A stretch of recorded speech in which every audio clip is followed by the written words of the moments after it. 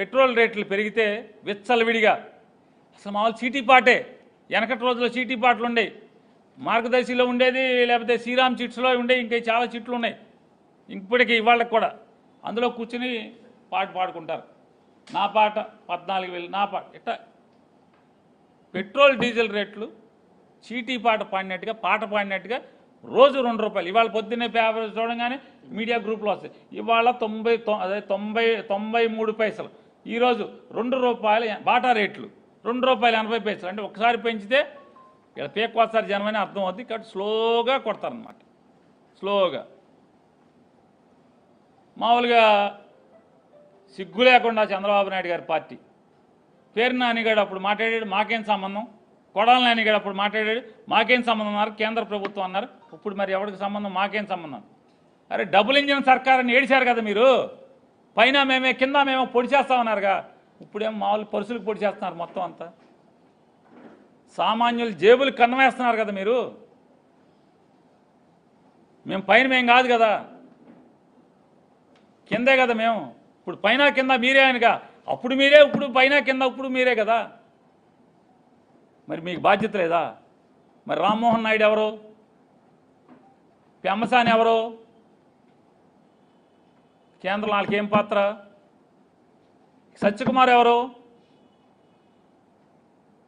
మరి పైన మీరే కింద మీరే అన్నప్పుడు ఆ పెంచింది మీకు కాకుండా ఎట్టా ఉంటుంది? మాకు సంబంధం లేని సిగ్గు లేకుండా ఎలా చెప్తారు మీరు ఇవాళ అని అడుగుతున్నాను. తప్పు కదా, బాధ్యత నుంచి తప్పుకోవటం వంచన కాదా అని అడుగుతున్నాను నారా చంద్రబాబు నాయుడు గారిని. ఎవడైతే సోషల్ మీడియాలో సిగ్గుండదా మీకు అని అడుగుతున్నాను నేనేదో అప్పుడు అన్న మాటలు కట్ చేసి పెడుతున్నారు కదా కొడాలి నాయి. మేము పైన లేం కదా, మోడీ గవర్నమెంట్లో మేము పాత్ర లేదు కదా,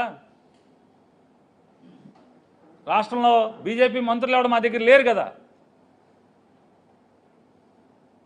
మరి పైన మీద కింద మీరే, పైన మీరే అని చెప్పని జనాలు ఇట్లా నలగొట్టేస్తున్నారు కదా మీరు. అసలు మామూలుగా గానగలో తీస్తారు, మామూలుగా ఏరుశనక్కాయలోంచి ఆటిలోంచి ఇట్లోంచి మామూలుగా ముందు తీసేస్తారు. అసలు మామూలుగా ఆ బయటకు వస్తే అదంతా పొడి పొడిగా ఉంటుంది. అంతకన్నా దారుణంగా చెరుకు, మామూలు చెరుకు మిషన్లో చెరుకు పిప్పి అట్టా బయటకు వస్తే జనాలను అట్ట లాగేస్తున్నారు కదా బయటికి, మొత్తం సొమ్మంతా లాగుతున్నారు కదా, మమ్మల్ని తాకట్టు పెట్టి అప్పులు చేస్తున్నారు కదా. అంటే ఎంత దౌర్భాగ్య స్థితి అంటే రెండేళ్ళు ఏమి చేశామో చెప్పుకోలేక గొడ్డల పార్టీ. ఎవరిది గొడ్డల పార్టీ? అసలు మాకు సంబంధం లేకుండా నిజంగా మీకు ఎంత అంటే అది తెలుగులో బాగోదు, దాన్ని ఏదో అంటే అంటే ముతకతా మాట్లాడితే బాగోదు. కానీ నిజంగా అంటే పాలిష్డ్గా మాట్లాడితే మీకు నిజంగా నైతికత ఉంటే, బాబాయ్ గొడ్డలి నిజంగా బాబాయిని అబ్బాయే చంపాడు, సిగ్గు శరం లేదా మీకు అంటున్నా అబ్బాయిని లోపల ఇట్టాకి?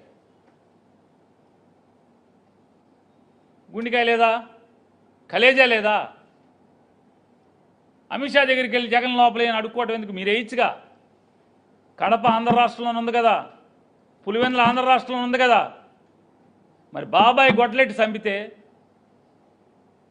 బాబాయిని గొడ్లెట్టి అబ్బాయి చంపితే ఆ అబ్బాయిని ముతాయిగా చేశారా? 2 ఏళ్ళైంది. మీరు జగన్మోహన్ రెడ్డి గారు, మీ ప్రభుత్వం ఉండగా మీరు దాడులు జరిగినాయి జగన్మోహన్ రెడ్డి గారు మీ మీద, మీ ప్రభుత్వంలో.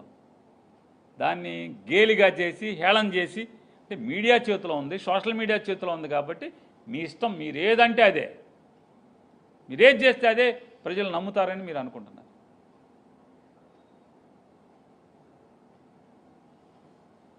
నిజంగా గొడ్డల పార్టీ సంగతి నిజం మీరు ప్రూవ్ చేయాలి కదా.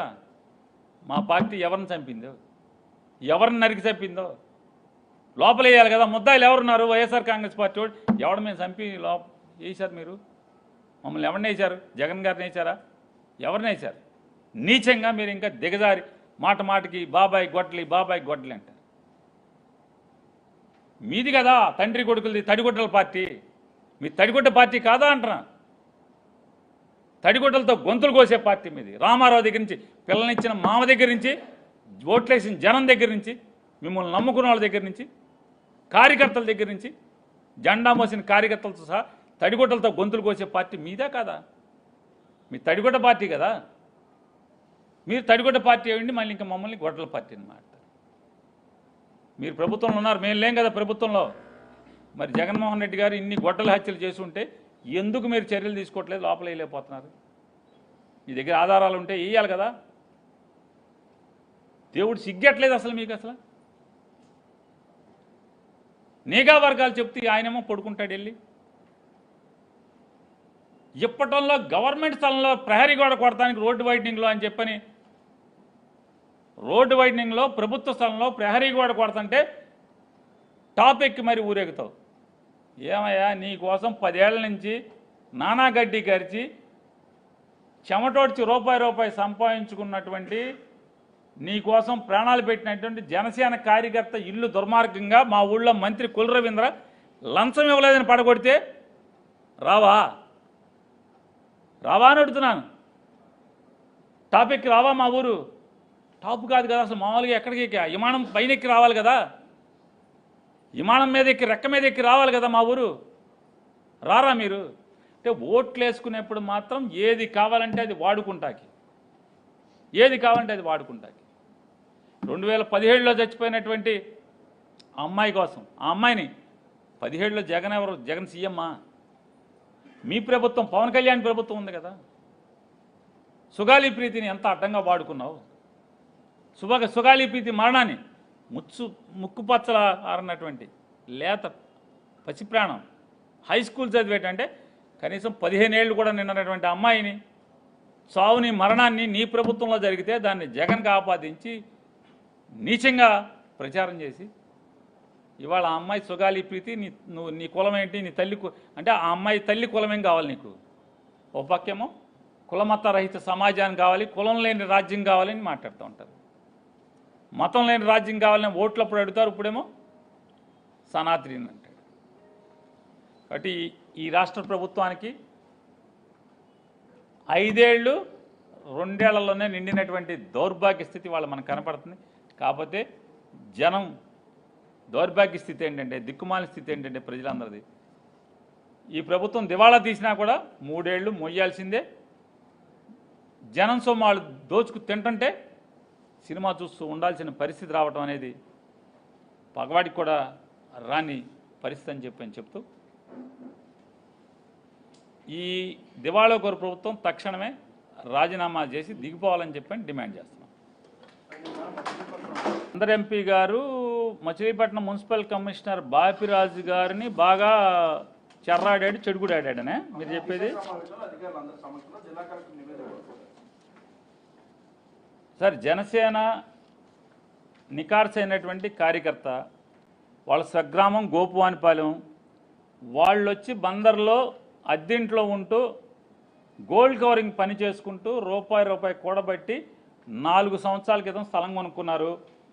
4 సంవత్సరాల క్రితం స్థలం కొని మొన్న ఈ మధ్య కాలంలో ఇల్లు కడతం బిగించేశారు. ఇల్లు కడతం బిగించేస్తే మున్సిపల్ ఆఫీసు వాళ్ళకి కట్టాల్సినటువంటి డబ్బులన్నీ కూడా, ప్లాన్లకు కట్టాల్సిన డబ్బులన్నీ కూడా కట్టేశారు.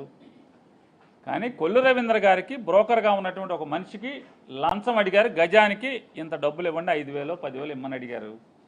వాళ్ళు మేము జెండా మోసాం, ఈ గవర్నమెంట్ రావటానికి, ఎమ్మెల్యే గెలవటానికి మా ఆర్నీసులు పగలు రాత్రి తేడా లేకుండా మేము పనిచేసాం కాబట్టి మేము డబ్బులు ఇవ్వము అని చెప్పారు. వాళ్ళు ఇల్లు మొదలెట్టుకున్నారు. ఇల్లు మొదలెట్టుకుంటే దాన్ని కూలదోశారు. ఎప్పుడు? ఏప్రిల్ 1వ తారీఖున కూలదోశారు. ఏప్రిల్ 1వ తారీఖు కూలదోసే ముందు రోజు 31వ తారీఖు జనసేన కార్యకర్తలు, ఒక తెలుగుదేశం పార్టీ సర్పంచ్ గారు, గోపాలన్ సర్పంచ్ గారు R&B గెస్ట్ హౌస్లో మంత్రి గారి దగ్గరికి వెళ్ళి వేడుకున్నారు, కాళ్ళ మీద పడ్డారు. నాకు ప్రెస్టేజ్ ఇష్యూ అది, తర్వాత మాట్లాడుకుందాం, ఇప్పుడు ఎవరు కుదరదు, మీరు వెళ్ళిపోండి అని చెప్పారు. నాకు ప్రెస్టేజీ అని చెప్పారు.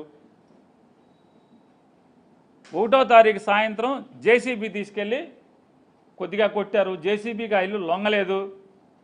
2వ తారీఖున, ఏప్రిల్ 2వ తారీఖున 200 ప్రొక్లైన్ ఒకటి తీసుకెళ్ళి జేసీబీతో కూడా కలిపి, రెండు కలిపి దాన్ని తునాతునకలు చేయడమే కాకుండా నేలమట్టం చేశారు, పప్పు చేశారు దాన్ని.